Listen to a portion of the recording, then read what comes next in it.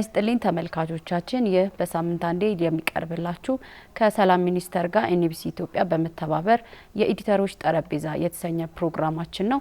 እንግዲህ በዚህ ፕሮግራማችን የተለያዩ መገናኛ ብዙሃን ላይ የሚሰሩ ኤዲተሮችና እንዲሁም የተለያዩ ምሁራን ሚዲያ ለሰላም ግንባታ ያለው ሚና ላይ ውይይቶችን ያደረግን ቆይታ እናደርጋለን። እኔ ፕሮግራሙን ወደ እናንተ በማድረስ አብሬያችሁ የምቆየው ደግሞ ኢየሩሳሌም አለሙ ነኝ። አብራችሁን ቆዩ። የዛሬ የመጀመሪያ እንግዳችን አድርገን እንግዲህ የጋበዝነው በአዲስ አበባ ዩኒቨርሲቲ በሚዲያና ኮሙኒኬሽን ትምህርት ቤት መምህር የሆኑትን ረዳት ፕሮፌሰር መኩሪያ መካሻን ነው። ፕሮፌሰር ጥሪያችንን አክብረውልን ስቱዲዮአችን ስለተገኙ እጅግ በጣም አድርጌ አመሰግናለሁ። አመሰግናለሁ። መልካም እንግዲህ የሰላም ሚኒስቴር ከኤንቢሲ ኢትዮጵያ ጋር ሚዲያዎች ለሰላም ግንባታ ያለው ሚና በተመለከተ በትብብር የምናቀርበው ፕሮግራም ላይ ነው። እዚህ ፕሮግራም ላይ ደግሞ እንግዲህ እንደናንተ በዘርፉ ላይ የተሰማሩ ምሁራኖች እንዲሁም ደግሞ በተለያዩ ሚዲያ ላይ የሚሰሩ የሚዲያ ባለሙያዎች በተለይም ደግሞ በኤዲተሪንግ ስታፍ ያሉ ባለሙያዎች በዚህ ላይ ውይይት የምናደርግበት የውይይት መድረካችን ነው። እንደው ለዛሬ ለመነሻ ያክል የሰላም መደፍረስ መንስኤ የሚሆኑ ነገሮች ምንድናቸው ከሚለው እንጀምር። እንግዲህ ጥሩ አመሰግናለሁ። እንግዲህ ይሄ የሰላም ጉዳይ የሚመለከተው የሰላም ሚኒስትርን ብቻ አይደለም። ብዙ የሚኒስትር መስሪያ ቤቶች፣ ሌሎች ዓለም አቀፍ ተቋማት፣ ግብረሰናይ ድርጅቶች በዚህ ዙሪያ የሚሰሩ እነዚህ በሙሉ ይመለከታቸዋል። ስለዚህ ለዚህ ትኩረት አድርጎ ሰላም ሚኒስቴር ኢኒሺዬቲቭን ወስዶ መጀመሩ ይሄ ትልቅ ስራ ነው። እንግዲህ በኢትዮጵያ ውስጥ እስከዛሬ ድረስ እንዳየነው የሰላም ጉዳይ ትልቁ አጀንዳ መሆን ሲገባው ግን እንደ አጀንዳ ሚዲያው ሲይዘው አናይም። ይሄ አንዱ ትልቁ ድክመት ነው። ይሄን ድክመት ኤንቢሲ ለመሸፈን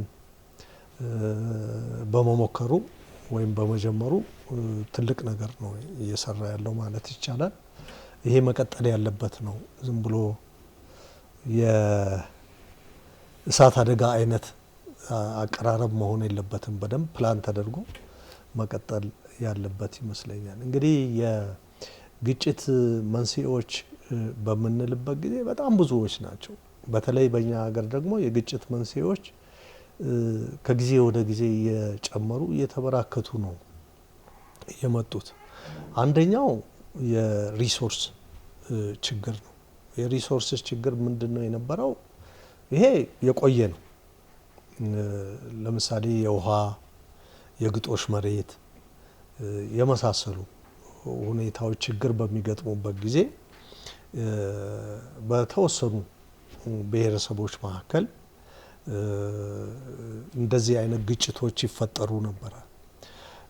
ስለዚህ ይሄ ግጭት ይሄን ያህል ተስፋፍቶ የሄደ ባይሆንም ሪሶርስ ራሱ የሪሶርስ ችግር ትልቅ ነገርን ያመጣል። ምክንያቱም ድህነትን ያመጣል፣ ስራ አጥነትን ያመጣል።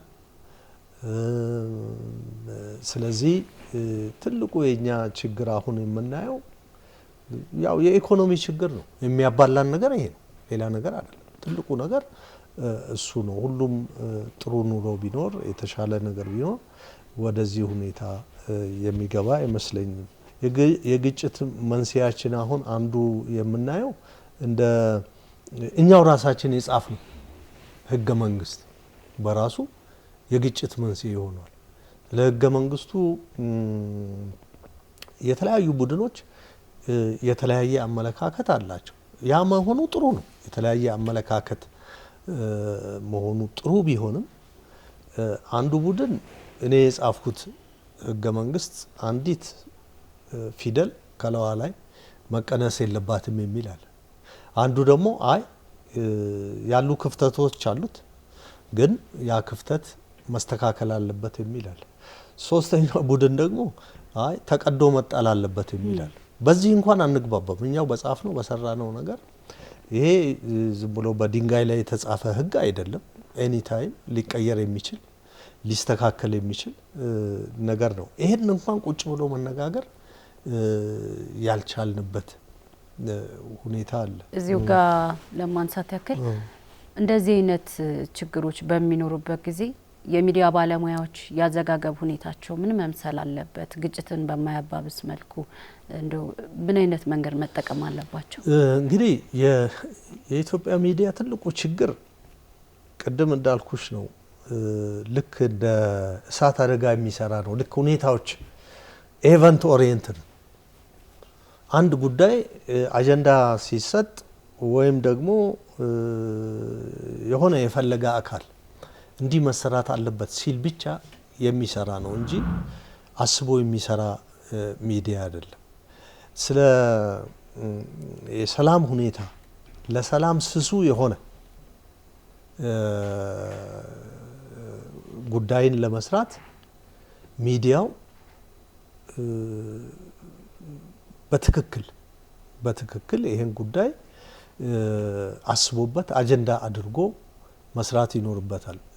ስለ የሰላምን አዘጋገብ ሁኔታ መጀመሪያ የጀመረው ፕሮፌሰር 1970ዎቹ ላይ ምንድነው የሚለው?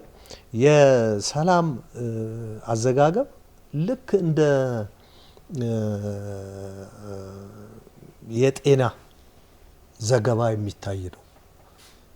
ምክንያቱም የጤና ዘገባ የሚቆም አይደለም። በሽታዎቹን ለማከምና በሽተኞቹን ለማከም የምትሰሪው ነገር ነው። ስለዚህ እንደ ጤና ዘገባ መታየት አለበት ነው። እኔ አስታውሳለሁ ለምሳሌ HIV ኤድስ በጀመረ ጊዜ ሚዲያው ምን ያህል ተረባርቦ እንደነበር ያስታውቃል። እንደገና ደግሞ የራሳቸው ሚሽን ስቴትመንት እየጻፉ እያንዳንዱ ሚዲያ እንደ ግዴታ ለራሱ ወስዶ የራሱ አድርጎ ይሄን የራሱ አጀንዳ አድርጎ ይሰራ ነበር።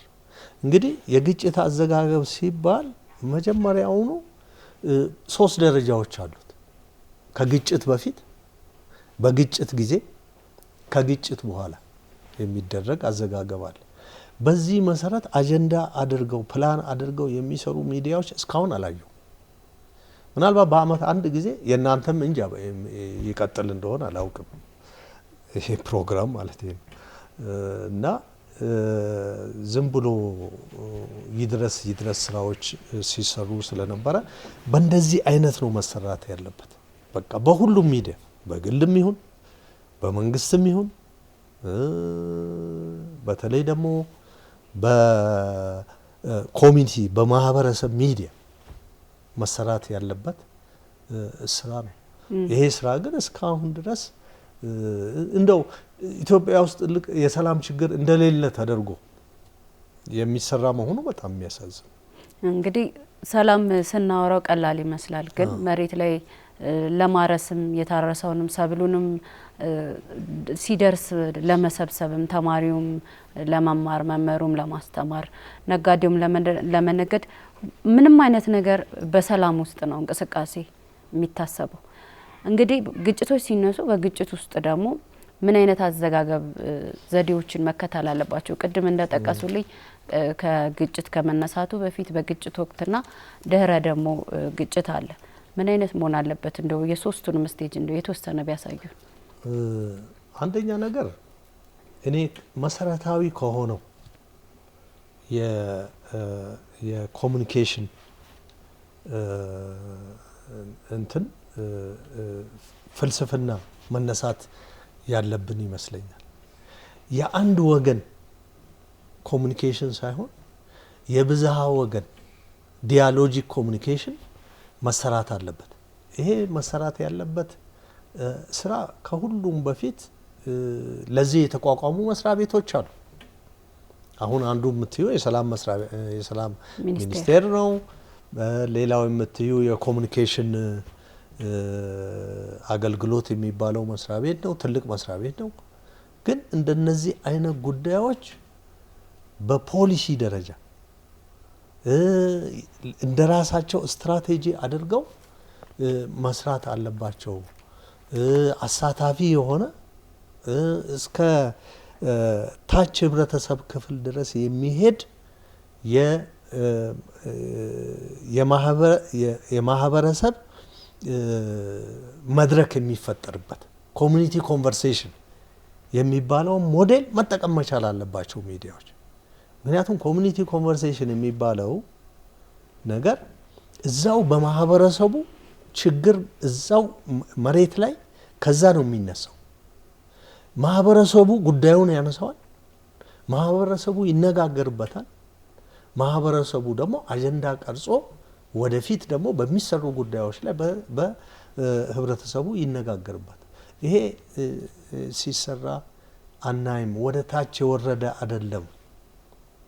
ይሄንም ሚዲያው ወደ ታች አውርዶ መስራት አለበት። ከግጭት በፊት ግጭት እንዳይነሳ መጀመሪያው መሰራት አለበት። ግጭት አይነሳም አይባልም። ስለዚህ በግጭት ጊዜ ያለውን ሁኔታ ደግሞ እጅግ በጣም ፈታኝ ነው። ለዛ ለግጭት ሁኔታ ጋዜጠኞችን ማዘጋጀት ያስፈልጋል። ግጭቱ ደግሞ ከተጠናቀቀና በተለያዩ ፓርቲዎች በተለያዩ ተፋላሚ ወገኖች መካከል ስምምነት ከተደረገ በኋላ ደግሞ የሚደረግ የስራ አለ፣ የሚቆም አይደለም። ምክንያቱም ግጭት በሚደረግበት ጊዜ የጦር መሳሪያዎች በየሰው እጅ የሚገቡ ናቸው። ሁሉም በየጎሬው ጥይት የሚተኩስበት መሳሪያ የሚይዝበት ብዙ ችግሮች የሚፈጠሩበት ትራውማ የህብረተሰብ ራሱ የአእምሮ ችግሮች የሚፈጠሩበት ሴቶች የሚደፈሩበት ስልሽ ህፃናት ከዛ ትልቅ የአእምሮ ጭንቀት ለመውጣት የሚቸገሩበት ብዙ ነገሮች አሉ። እነዚህ ሁሉ በሚገባ አጀንዳ ተቀርጾላቸው በስነ ስርዓት መካሄድ ያለባቸው ናቸው። ስለዚህ ሚዲያው ለዚህ ዝግጁ ነው ወይ? እኔ አይመስለኝም። ራሱ የሰላም ዜና አዘጋገብ አለ፣ የራሱ ቲዮሪዎች አሉ። ከዛ አንጻር መፍትሄዎች ግጭቶች ከተከሰቱ በኋላ ምን አይነት መፍትሄዎች መወሰድ አለባቸው ወደ መፍትሄዎች እንዲመጣ? እንግዲህ ሁልጊዜ የመፍትሄ ጋዜጠኝነት የሚባላል ሶሉሽን ጆርናሊዝም ስለ እንደኛ ሀገር ባለው ሁኔታ ችግር የሌለበት ነገር የለም።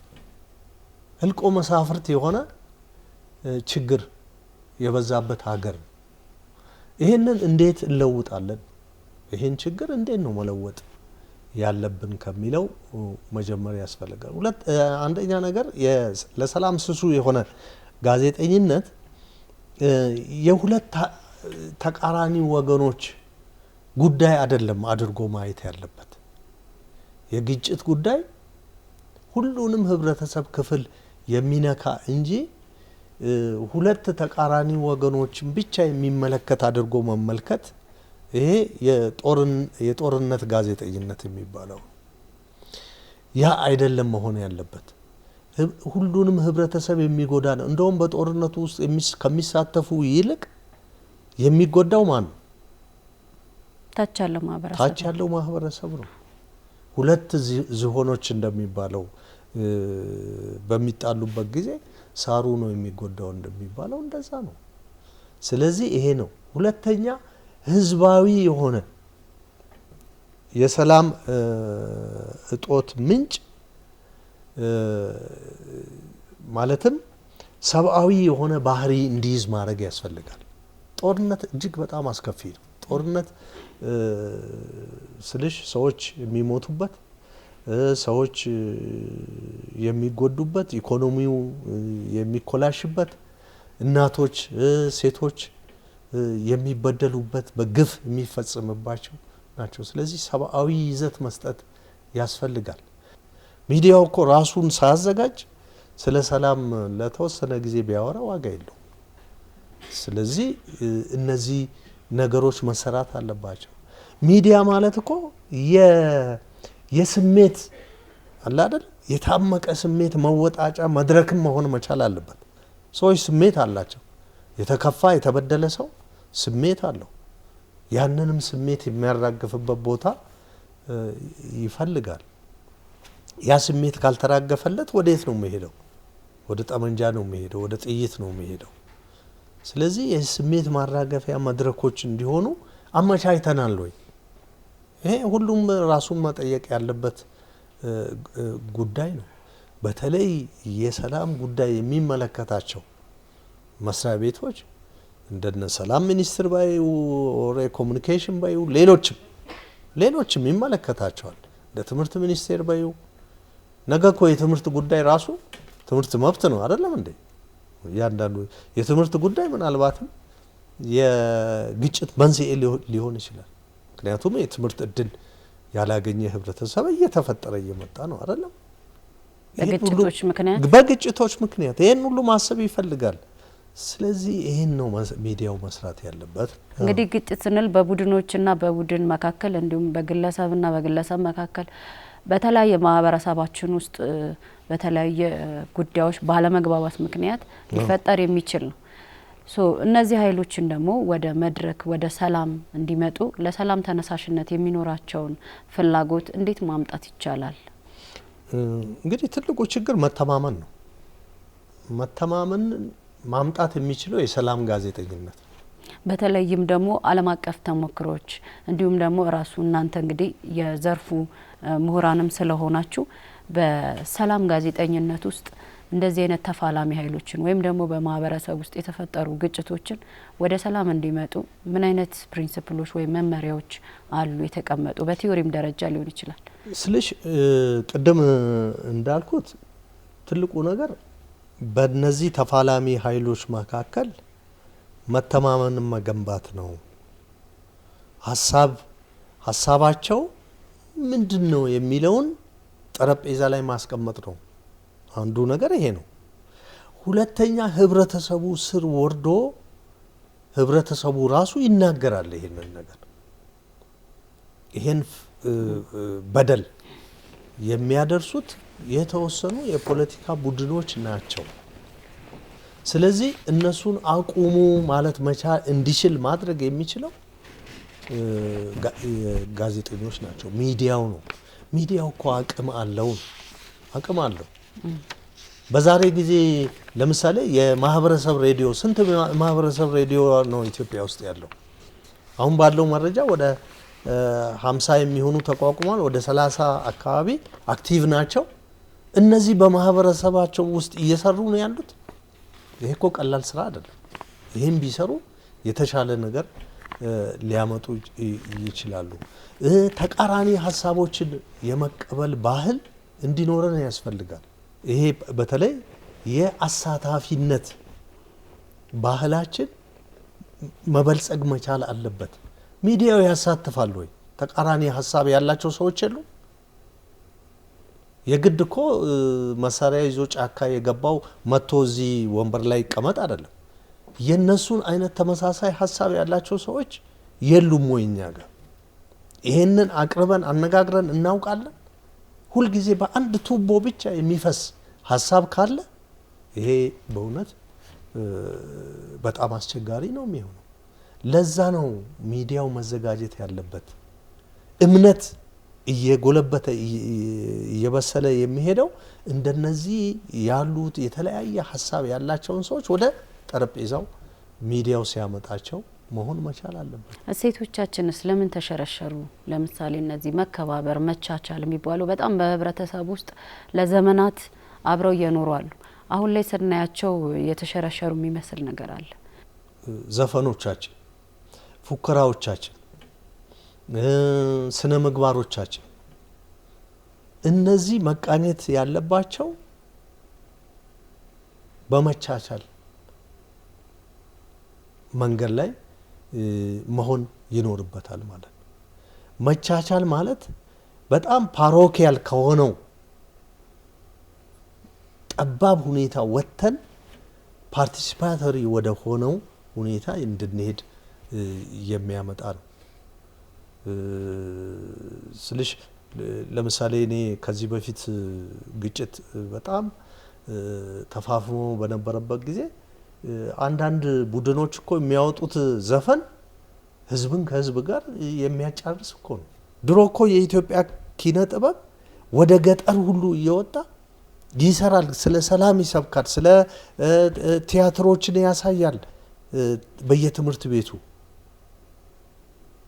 እና በዛ ጊዜ የነበሩ ስሞች እኮ ዛሬ የሉ። ስለዚህ ኪነት የአሽቃባጭ አዝማሪ እየሆነ የሚሄድ ከሆነ ኪነት የኪነት ባህሪውን እየተቀበለ አይደለም ማለት ነው። ስለዚህ ዛሬ እኮ ይሄን ነው የምናየው ነገር። ይሄ መለወጥ አለበት። የተማሪዎች በየትምህርት ቤት ከታች ከህፃናት ማሳደጊያ ጀምሮ ያለው ሁኔታ መለወጥ መቻል አለበት። ታች እኮ ነው ልጅን የምታሳድጊው፣ ታች ነው የልጅን አእምሮ የምትቀርጭው እንጂ ላይ ዩኒቨርሲቲ ላይ ስለመጣ አይደለም። ስለዚህ ከታች ጀምሮ ምንድነው የስነ ምግባር ጉዳዮች እየተሰሩ ያሉት? በየትምህርት ቤቱ አካባቢ ያሉ ሁኔታዎች ምን ይመስላሉ? ይሄ ትምህርት እኮ በጣም ተከታታይ የሆነ ነገር ነው፣ ቀጣይ ነው። ከታች ወደ ላይ ኮንቲኒየም የሆነ ነው አይደለም እንዴ? ከዚህ በዚህ ጊዜ ውስጥ ነው ሰውን እየገነባሽ ነው የምትሄጂው። ይሄ ስራ እየተሰራ ነው ወይ ስትይ እየተሰራ አይደለም። ለዚህ ነው ስነ ምግባሮቻችን እየተሸረሸሩ፣ እምነቶቻችን እየተሸረሸሩ እየሄዱ ናቸው። ሌላው የሶሻል ሚዲያው ኢንፍሉዌንስ አለ እንደምታየው። ምክንያቱም ማህበራዊ ሚዲያው ከገንዘብ ጋር የተቆራኘ ሆኗል። ስለዚህ ከገንዘብ ጋር የተቆራኘ ማህበራዊ ሚዲያ ምንድን ነው የሚሰራው? ውጭ ሀገር ሆነሽ አሜሪካን ሀገር ውስጥ ሆነሽ የምታስተላልፊው ሁኔታ ህብረተሰቡን ጎዳ አልጎዳ ታች ነው የልጅን አእምሮ የምትቀርጭው እንጂ ላይ ዩኒቨርሲቲ ላይ ስለመጣ አይደለም። ስለዚህ ከታች ጀምሮ ምንድነው የስነ ምግባር ጉዳዮች እየተሰሩ ያሉት? ታች ነው የልጅን አእምሮ የምትቀርጭው እንጂ ላይ ዩኒቨርሲቲ ላይ ስለመጣ አይደለም። ስለዚህ ከታች ጀምሮ ምንድነው የስነ ምግባር ጉዳዮች እየተሰሩ ያሉት? ማራገብ እጅግ በጣም ቀላሉ ነገር፣ እጅግ ደግሞ ገንዘብ የሚያስገኝ ሆኗል ዛሬ። ይሄ ነው፣ ይሄ እየተሰራ ነው። ስለዚህ እንደነዚህ አይነት ነገሮች እንዲለወጡ መስራት ከመንግስትም ይጠበቃል፣ ከህብረተሰቡም ይጠበቃል። ምንድነው ሄግል ያለው? ታሪክ ያስተማረን ነገር ቢኖር ይላል ህዝብና መንግስታት ከታሪክ አለመማራቸውን ነው። እኛን ነው የሚገልጸው። በቃ ብዙ እኮ የምንማርበት ነገሮች አልፈዋል። አሁን ባለፉት 60 ዓመታት 50 ዓመታት ያየናቸው መከራዎች፣ ችግሮች በሙሉ ትላንት የተፈጠረ ችግር አይደለም። ይሄ በሙሉ የምታየው ነገር ለረጅም ጊዜ ሲጠራቀም ያየናቸው ያሳለፍናቸው ነገሮች ናቸው። ከዛ አልተማርንም። ከዛ መማር ብቻ አይደለም፣ ተማርን የሚሉ አካላት በዚህ ላይ የሰሩት አንዲት ነገር የለም። እንደውም ጉዳዩን ሲያባብሱት ነው የምታየው። በግጭት ውስጥስ ማን ነው ተጎጂው? ግልጽ ነው። መሳሪያ የያዘማ ራሱን የሚከላከልበት ኃይል አለው፣ አቅም አለው። የሚጎዱት እናቶች ናቸው። የሚጎዱት ህፃናት፣ ሴቶች፣ አዛውንቶች ናቸው። የገበሬ ቤት ነው የሚቃጠለው የምታየው አይደለም እንዴ? ዛሬ ከአንድ ቦታ ወደ አንድ ቦታ ለመሄድ ብዙ ችግሮች አሉ። ስለዚህ የምናየው ነገር ሁሌ ተጎጂው ህብረተሰቡ ነው የሚሆነው። መሳሪያ የያዘውማ በቃ አቅም አለው። ስለዚህ እንደፈለገው ማድረግ የሚችል አካል ሆኗል። በራሱ ህብረተሰብ ውስጥ የራሱን እናቶች፣ አባቶች ነው እንደዚህ ሲሰራ የሚያየው። በየመንገዱ እየቆመ የሚዘርፈው ማን ነው? እዛው አካባቢ የወጣ ሰው ነው። ስለዚህ ተጎጂው ህብረተሰቡ ነው። ህብረተሰቡ ይበቃል፣ ይሄ መቆም አለበት እንዲል ደግሞ ሚዲያው አጀንዳ መስጠት መቻል አለበት። የሚዲያ አጀንዳ ሁልጊዜ ወደ ፐብሊክ አጀንዳ ይለወጣል። የፐብሊክ አጀንዳ ሆኖ ደግሞ የፐብሊኩ እየጎለበተ ሀሳቡን እያደራጀና ተጽዕኖ እየፈጠረ ሲመጣ የፖሊሲ አጀንዳ ይሆናል። እነዚህ የተያያዙ ናቸው። ለዚህ ነው ሚዲያው የሰላምን ጉዳይ አጀንዳዬ ነው ብሎ መነሳት ያለበት። ለዚህ በየዩቲዩቡ ላይ ዛሬ ግጭትን የሚያባብሱ ወገኖች እነማን ናቸው ብትይ እኮ የኋላ ታሪክ ማየት ነው። ምን ያተርፋሉ? እነሱማ በየዕለቱ ገንዘብ እየሰሩ እኮ ነው። ምክንያቱም ሶሻል ሚዲያው ከገንዘብ ጋር የተያያዘ ሆኗል ነው። ስለዚህ ገንዘብ እየሰሩ ነው በየቀኑ። በሌላው ጊዜ 16 ሰዓት ከዛም በላይ ለፍቶ የሚሰራው ስራ ዛሬ ያንን አይጠይቅም። በቀላሉ ገንዘብ የምትሰሪበት ጊዜ ሆኗል። ስለዚህ እዚህ ላይ እየሰሩ ነው። ስለዚህ ሌላው ዳያስፖራ ማህበረሰብ ሌላውም ኢትዮጵያ ውስጥ ያለ ምሁር አብዛኛው ዝም ብሏል። በቃ ተሸብቧል። ይሄ መናገር መቻል አለበት፣ መነሳት መቻል አለበት። ይሄ ተጎጂው ህብረተሰቡ እየሆነ ነው። እኔ በቅርቡ ጊዜ ባህር ዳር ሄጄ ነበር። ባህር ዳር እንደ ትላንት አይደለችም። ስለዚህ ያን የመሰለ በጣም የቱሪስት መስህብ ያለበት ከተማ ምናልባት ከ12 ተኩልና 1 ሰዓት በኋላ የጎስት ከተማ የሆነበት ሁኔታ አለ። ይሄ ሊቆጨን እኮ ይገባል። ይሄ ለምን ሆነ ማለት መቻል አለበት። ይሄ እንዳይሆን መሰራት ያለበት መንግስትም ላይ ተጽዕኖ ማድረግ ካስፈለገ ተጽዕኖ ማድረግ ያስፈልጋል።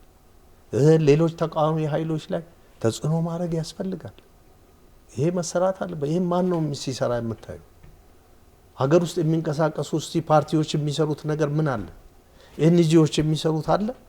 በዚህ ጉዳይ የተለያዩ ማህበረሰቦች አሉ የተደራጁ የሲቪል ማህበራት የምንላቸው እነዚህ እስከዛ መውጣት መቻል አለባቸው።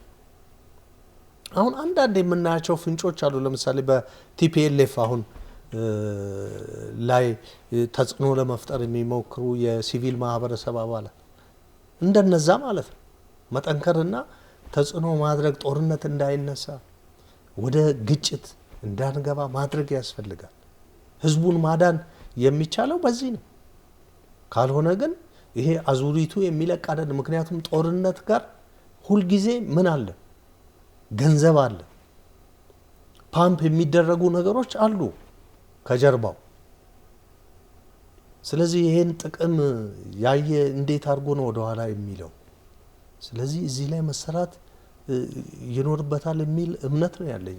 እነዚህ ለዘመናት የኖሩ የመከባበር የመቻቻልና ሌሎችም እሴቶች እንዲጎለብቱ ይበልጥ ወደ ሰላም መድረክ ማህበረሰቡ እረፍት እንዲያገኝ የሚዲያዎች ሚና ምንድነው መሆን ያለበት? የሚዲያ ባለሙያዎች አማራጭ መንገዶች፣ የሰላም አማራጭ መንገዶች እንዳሉ እንዴት ማሳየት ይችላሉ? በተለይም ደግሞ መገናኛ ብዙሃኖች ይችላሉ፣ ከሰሩ ይችላሉ። የማህበረሰብ ውይይትን መፍጠር መቻል ያስፈልጋል። የምሁራዊ ውይይቶችን፣ የፖሊሲ ውይይቶችን ማካሄድ ያስፈልጋል። ሰዎች ድምጻቸው እንዲሰማ ማድረግ ያስፈልጋል። እስቲ የትኛው ሚዲያ ነው ኮሚኒቲ ኮንቨርሴሽን ሄዶ በየቦታው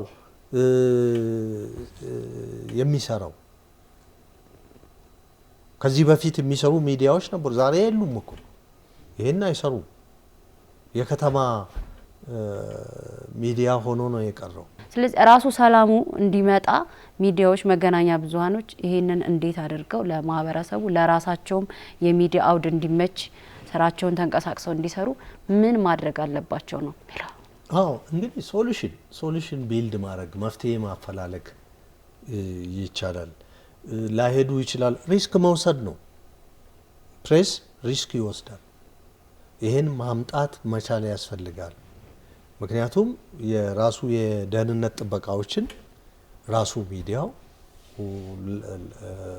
ሴፍቲውን እየጠበቀ ይሄን መስራት መቻል አለበት። ይሄን ወደ መድረክ ማምጣት ነው በቃ። ሌላው ከሚዲያ እኮ የሚጠበቀው ነገር ይሄ ነው። ሌላ ነገር እኮ አይደለም። እነዚህን ኃይሎች ህብረተሰቡን፣ ምሁራንን፣ ሌሎች እነዚህ የፖለቲካ ኤሊቶችን ማውጣት፣ ፕላትፎርሙን መስጠት፣ እንዲነጋገሩ ማድረግ ያስፈልጋል። ሚዲያው ለዚህ የተዘጋጀ አይደለም። ይሄን ማምጣት ከሌለብን ነገ ሀገር እናጣለን። በቃ የት ላይ ቆመሽ ነው የምታወሪው ሀገር ከሌለሽ? ለዚህ ደግሞ ታሪክ ያስተማረን ነገር አለ። እኛንን ከታሪክ ያልተማርነው ቅድም ይሄ ግልን እኮ የጠቀስኩልሽ ለዚህ ነው። ከታሪክ በቃ አልተማርንም እና ራሳችን ቁጭ ብለን ማሰብ አለብን፣ መነጋገር አለብን። ኢኒሼቲቭን ከየት ይጀመር አላውቅም፣ ግን ኢኒሼቲቭ መጀመር አለበት። ይሄው እናንተ እኮ አሁን ጀመራችሁ። ትልቁ ኢኒሼቲቭ ይሄ ነው። ይሄ መጀመር አለበት። ይሄ ግን ከተወሰነ ጊዜ በኋላ ብሎ የሚቋረጥ መሆን የለበትም። ይሄ ኢኒሼቲቭ ወደ ታች መውረድ መቻል አለበት። ማነጋገር መቻል አለበት። በቃ የተለያዩ ሀሳቦች ይምጡ እዚህ ወንበር ላይ መከራከር ነው። ስለዚህ በጣም ፓርቲሲፓተሪ የሆነውን መንገድ ባህላችን ማድረግ፣ የፖለቲካ ባህላችን እንዲለወጥ ማድረግ። ይሄንን ማን ነው የሚሰራው? ሚዲያው መስራት አለበት። በዋነኛነት ሚዲያው የሱ ተግባር ነው። ይሄም መፍጠር እኔ እናንተ ተግባር ይመስለኛል። መልካም። ያለ ሰላም ምን ማድረግ ይቻላል? ምንም ሌላ መልስ የለኝም። ያለ ሰላም ምንም ማድረግ አይቻልም።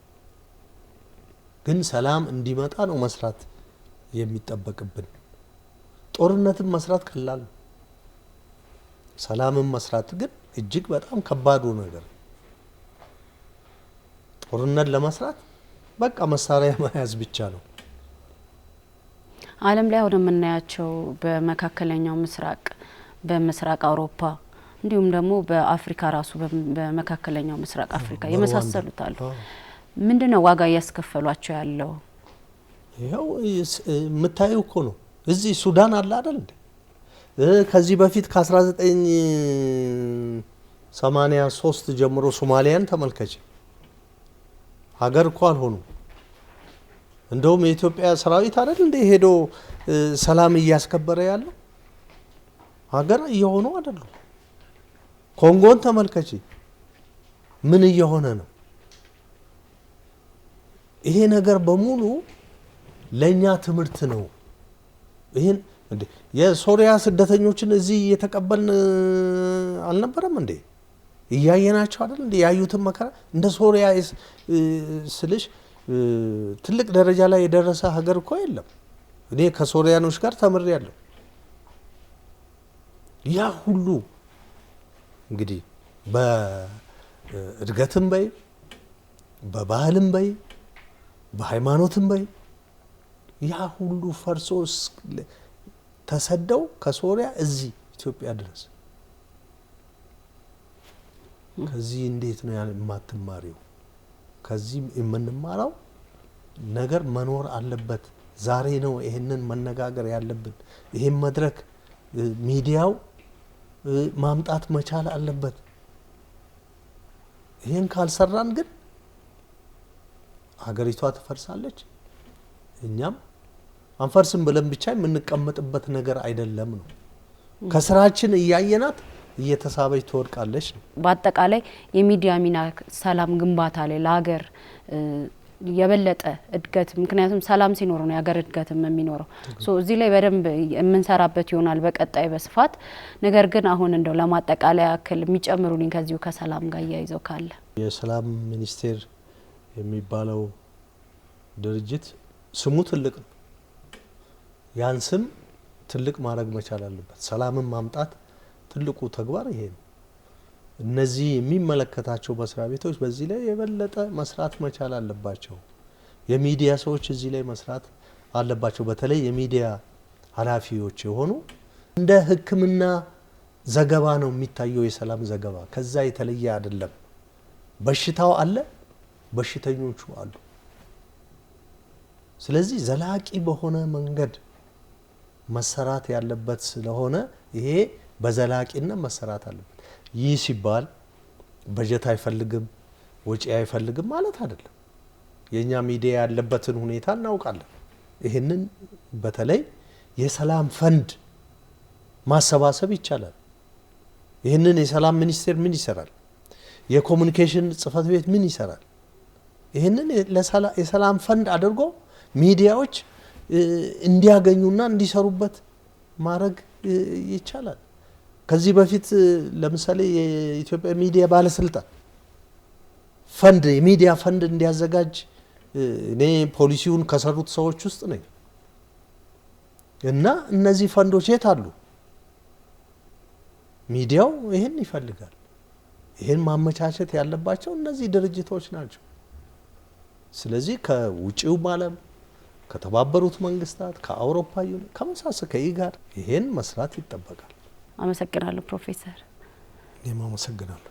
ተመልካቾቻችን እስካሁን ስትከታተሉት የቆያችሁት ኤንቢሲ ኢትዮጵያ ከሰላም ሚኒስቴር ጋር በመተባበር የሚያዘጋጀው ሳምንታዊ ፕሮግራማችን ነበረ።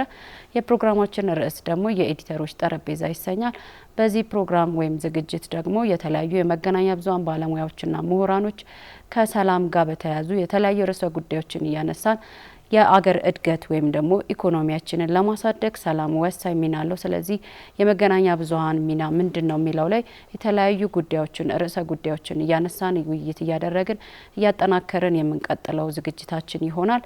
ፕሮግራሙን ወደ እናንተ በማዘጋጀትና በማቅረብ አብሬያችሁ የነበርኩት ኢየሩሳሌም አለሙ ነኝ። ሳምንት በሌሎች እንግዶችና በሌሎች ከዚሁ ጋር ተያያዥነት ባለው ርዕሰ ጉዳይ እስከምንገናኝ ድረስ ሰላም ከእናንተ ጋር ይሁን።